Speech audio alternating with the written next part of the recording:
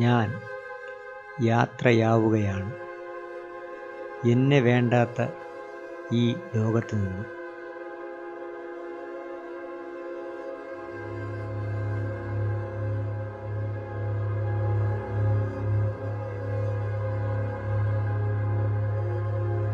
എന്തിനാ എന്നെ എല്ലാവരും മാറ്റി നിർത്തുന്നത്, വെറുക്കുന്നത്?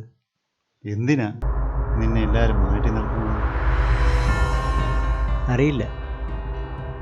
പക്ഷേ സൗഹൃദം എന്നത് ഇപ്പോൾ കയ്യിലെ ക്യാഷ് അനുസരിച്ച് മാത്രമാണ്.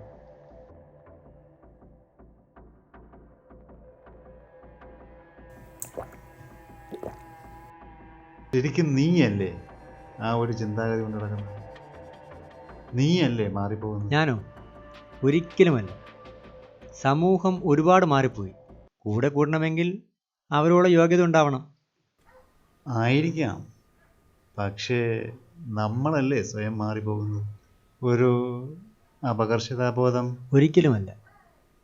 പല സ്ഥലങ്ങളിലും എന്നെ മാറ്റി നിർത്തപ്പെടുന്നുണ്ട്. എല്ലാവരും എന്നെ ഒന്നുമല്ലാത്ത പോലെ മാറ്റി നിർത്തപ്പെടുന്നു. അതിന് മരണമാണോ ഉചിതം? ആരുമില്ല ജീവിക്കുന്നതിന് നല്ലത് മരിക്കുന്നതല്ലേ? യെസ്, മരിക്കണം. അതേ ഉള്ളൂ ഒരു പ്രതിവിധി. നമുക്ക് ജീവിക്കണം എന്ന് തോന്നുന്നത് എപ്പോഴാണെന്നറിയാമോ? നമുക്കൊരു ലക്ഷ്യമുണ്ടാകുമ്പോൾ. നമ്മളെ ചെറുതായി കണ്ടവരുടെ മുന്നിൽ വിജയിച്ച് കാണിക്കണം എന്നൊരു തോന്നലുണ്ടാകും. പറയാൻ എളുപ്പമാണ്, പക്ഷേ എന്താ ഒരു പക്ഷേ? എനിക്ക് മരിക്കണം. സ്നേഹിക്കാൻ ആരുമില്ല. കൂട്ടുകാർ പോലും എന്നെ മാറ്റി നിർത്തുന്നു.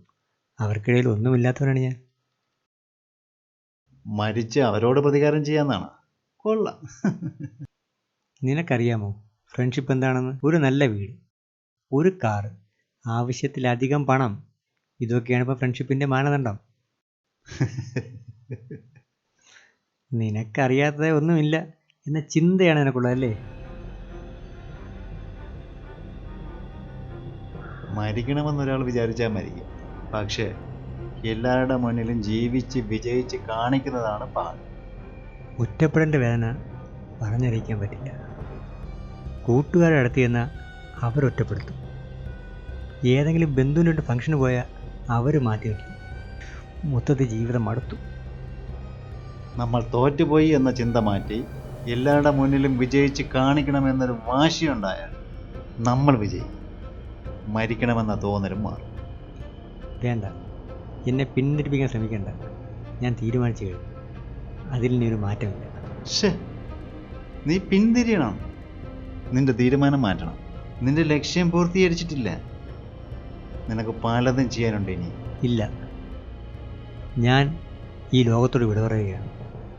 എന്നെ വേണ്ടാത്ത ഈ ലോകം എനിക്കും വേണ്ട. മോനെ, കഥ പറ.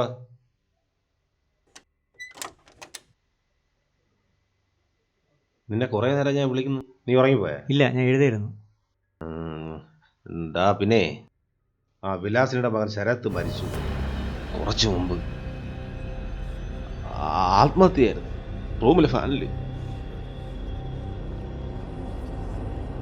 ഈ കുട്ടികളൊക്കെ എങ്ങനെ ആയാൽ എന്ത് ചെയ്യും? ചെറിയ കാര്യത്തിന് പോലും പിടിച്ചേക്കാൻ പറ്റുന്നത്. നീ റെഡിയാവ്, നമുക്കതൊരു ഓ ശരി.